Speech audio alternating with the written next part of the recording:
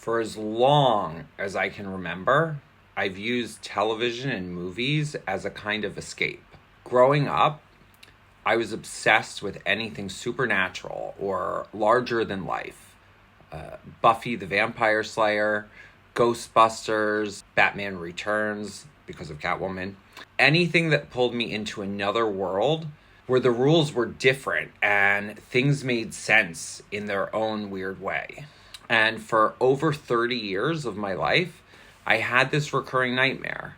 I'd be inside one of those stories, literally in the movie, usually during some supernatural or high stakes moment, and I'd be attacked. Sometimes by the monster, sometimes by the hero, sometimes it didn't matter who. It was always intense, always threatening, and always the same ending. What would happen is this. First, I'd try to speak. I could feel myself trying to say something, anything, but the words, they wouldn't come out. My lips were locked. I could feel the sentences forming in my chest, in my throat, but it never reached my mouth. It was like being emotionally gagged. Then I'd try to fight back or even run, and I couldn't.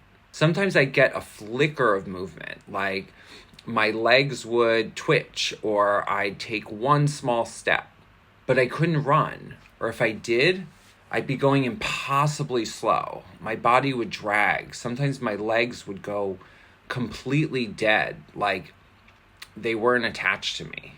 And I'd be stuck, just barely limping, while something or someone terrifying closed in behind or in front of me. And the dream would always end there. I never made it past the point of trying to fight back. I'd wake up right in the middle of the attack, panicked, because that was the message. It always stopped at the moment where I was completely frozen. And I'd wake up drenched in sweat, full body panic, my sheets soaked. And it was like my nervous system was still inside the dream, still trying to escape. It wasn't until very recently when I began understanding myself as neurodivergent, as possibly autistic, that I realized what those dreams were actually telling me. That the dream wasn't just fear, it wasn't a metaphor. It was my nervous system speaking in the only language I could understand at the time. Symbolic survival mode. The voicelessness I felt in the dream, that was autistic shutdown. That was selective mutism. That was the neurological block that happens when I'm overwhelmed and can't get words out. Even when I know exactly what I want to say, my dream brain was reenacting the frustration and paralysis of wanting to connect but being physically unable to. The frozen legs, the slow motion running, I believe that was my body replaying the sensory and motor delays I now understand as part of both autism and possibly POTS, a condition that affects blood flow and mobility. In both, the body literally cannot respond the way it should in the moment. It's not psychological weakness, it's neurological overload. For decades, I thought I was broken, but really, I was just unsupported.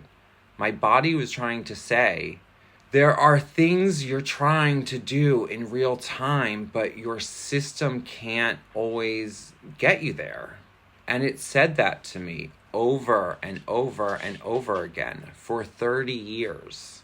About 4 or 5 years ago, during cult recovery therapy, I was finally able to stop having the dream with the help of professionals who really saw me and who helped me reprocess some of the core fears and freeze states in my body. It just stopped. And for the first time in my life, I felt like I'd outrun that particular ghost. I genuinely thought it was gone for good. And especially in the last few months, after finally naming what I believe is autism after uncovering how long I've been masking, after connecting the dots between neurodivergence and trauma. I thought, okay, I finally understood it. That dream is over. But last night, for the first time in years, it came back. Not in a movie scene, not in a haunted house, but just life. In the dream, I was in a city somewhere and I was approached by a small group of drifters, people who work together in a kind of con. One distracted me while another slowly unzipped my backpack. And they started taking things. They got my phone, my belongings, one by one. And I stood there fully aware of what was happening, but completely unable to move or stop them. Just like in the old dreams, I couldn't run, I couldn't speak, I couldn't fight back, I just froze. And once again, the dream ended there. Mid-attack, same cutoff point as always, same emotional paralysis. But here's what's different. This time, I didn't wake up in a sweat. And that really stood out to me because I sweat a lot, like a lot. It's one of the most consistent ways my autistic body processes sensory overload or emotional spikes. And for a dream like that, not to leave me drenched, that says something. Maybe it means my nervous system doesn't see it as a threat in the same way anymore. Maybe I've built more internal safety. Or maybe my body just doesn't need to scream so loud now because I'm finally listening. But what hit me most was the realism of it. This time, the monster wasn't supernatural. It was human. It was people. People taking advantage of my delay, my slowness, my silence. And what it showed me was something very raw. That even now, even with all my growth, there are people who will use my freeze response against me, who will move faster than I can react, who will take without asking, and that I have to protect myself, not with fear, but with awareness. This dream wasn't just a memory, it was a message, a warning, a reminder that I will have these neurological patterns for the rest of my life. And that makes it even more important who I choose to keep close to me. So here I am, 30 years later, finally understanding the dream that haunted me my entire life. It wasn't random. It wasn't just fear. It was my body screaming to be heard. And now I'm finally listening. If you're someone who's had nightmares you couldn't explain or moments in real life where your words wouldn't come or your body shut down in ways that you couldn't control or explain, I want you to know this. You are not broken. You are not weak. And you are not alone. Your body remembers. It's always trying to keep you safe, even when it can't always keep up with the world around you.